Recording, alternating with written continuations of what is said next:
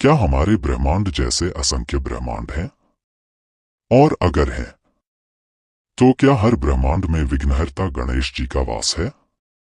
आज हम सिर्फ एक हाँ या ना नहीं बोलेंगे, हम समझेंगे कि हिंदू कॉस्मोलॉजी मल्टीवर्स की बात कैसे करती है, गणपति को सर्वव्यापी क्यों कहा जाता है, और मल्टीवर्स गॉड कहना दार्शनिक रूप से कितना सटीक है।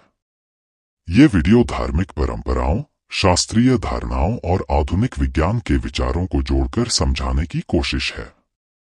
उद्देश्य आस्था को विज्ञान से साबित करना नहीं, बल्कि अर्थ खोलना है। साइंस में मल्टीवर्स का मतलब है एक से ज्यादा ब्रह्मांडों की संभावना, अलग अलग नियमों, अलग अलग कॉन्फ़िगरेशन के साथ अनगिनत यूनिवर्सेस। अभी तक ये एक थ्योरी है, पक्का प्रूफ नहीं। पर दिलचस्प यह है कि भारतीय दार्शनिक परंपराएं, खास तौर पर पुराण और उपनिषद, कहती हैं कि अनंत ब्रह्मांड हैं, समय के महाचक्र चलते हैं और सृष्टि स्थिति प्रलय अनवरत होता रहता है। इसे अक्सर अनंत कोटि ब्रह्मांड जैसे वाक्यों में याद किया जाता है। पुराणिक वर्णनों में ब्रह्मांड अंड यानी कॉस्मिक एग की तरह बताया गया है। इसे ब्रह्मांड कहते हैं। वेद पुराण साहित्य में समय के बड़े बड़े मानक, कल्प, मनवंतर, युग का वर्णन है और कई स्थानों पर असंख्य ब्रह्मांडों का संकेत मिलता है।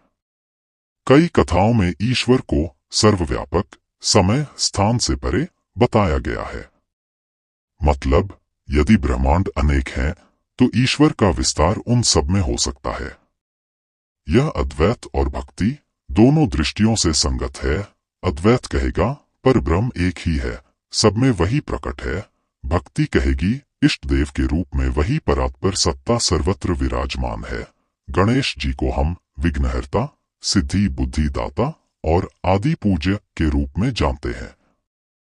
शास्त्रीय परंपरा में गणेश सिर्फ एक देव पुरुष नहीं, बल्कि एक सिद्धांत भी है, इंटेलिजेंस, ऑर्डर और रिदम का सिद्धांत, जो हर शुरुआत को सुचारू करता है।